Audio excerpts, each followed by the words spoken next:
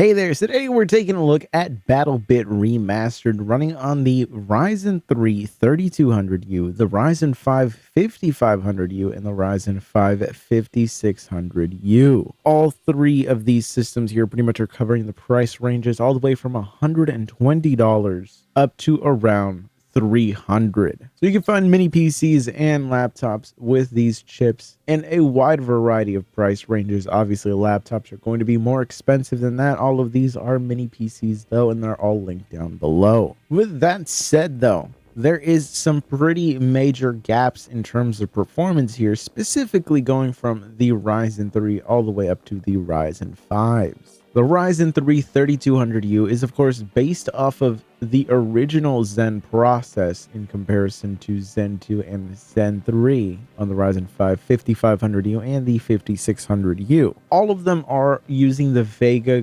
graphics architecture, but the 3200U is only 3 Vega cores as opposed to the 7 in both the 5500U and the 5600U. And you could really feel that in terms of the performance here, where you could see that on the Ryzen 3, we're not even getting 1% lows that are in the 30s. Meanwhile, on both of the Ryzen 5 systems, our 1% lows are above 60. So what this means is we're getting pretty much a drastically different gaming experience on the Ryzen 5s versus the Ryzen 3. And keep in mind that this is after a 3-game average because of the fact that the game does not have a built-in benchmark. I pretty much played 3 games on each one and just got the average out of those 3 runs. And consistently, the Ryzen 3 was just noticeably worse. And it makes sense. It is just an extremely cut down chip. As you could see, our CPU utilization is also drastically higher on the Ryzen 3 in comparison to the Ryzen 5s, which makes sense because we're talking about 2 cores and 4 threads